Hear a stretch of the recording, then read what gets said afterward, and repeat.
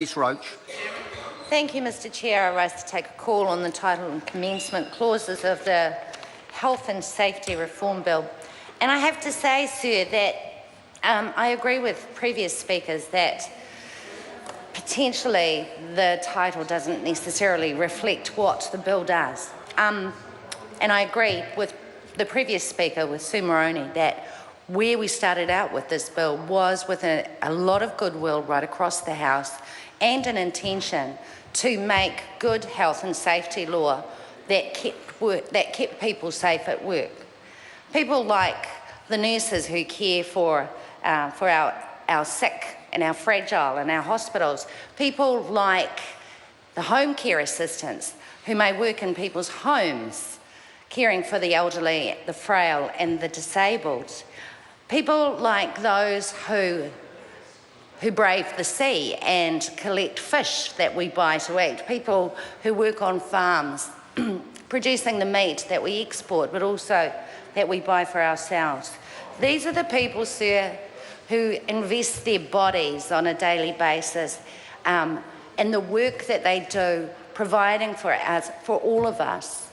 And we as legislators, as people who are working on this legislation, we have a duty of care to them to provide legislation that keeps them safe at work. And sir, I thought reform, as in the Health and Safety Reform Bill, I thought reform meant it would make things better, because that's what we intended to do.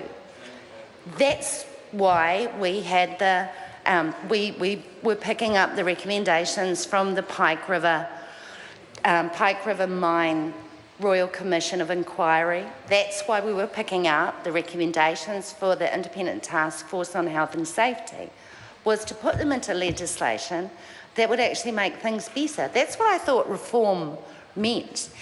And I agree with, I think it was Andrew Little who said that we had a united front on this right from the start. But the reform part has actually sort of fallen away, and what we've got is something that's not reflected in the title. It's probably like a broken promises bill more than a health and safety reform bill. We've had families from the Pike River mines. We've had Bernie and Kath Monk come and speak to us last week. We've had families who've lost their sons, their husbands, the father of their children come and speak to us last week about what they considered to be broken promises that are in this bill. And that, sir, I think is a much more accurate reflection of the title of this bill. These were the people who were saying to us, our loved ones will not have died in vain if we can have legislation that actually does protect people at work.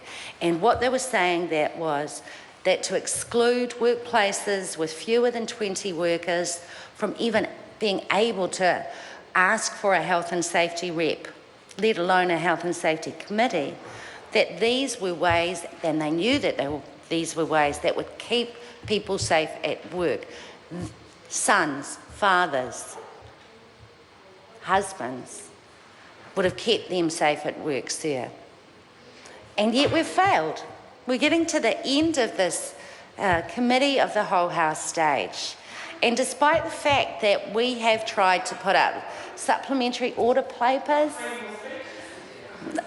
okay, well, we're not coming to the end of the committee phase, but we're getting through it. We've been through a lot of the schedules. And what we have seen is a constant rejection of supplementary order papers that could have made it a little bit better.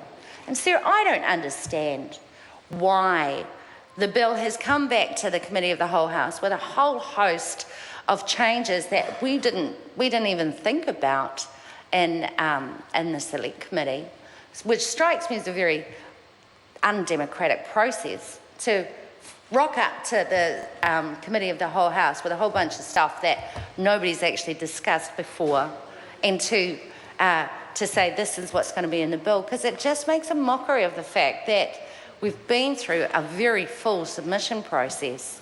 So maybe this is the anti-democracy bill, Mr. The Chair. Honourable David Parker.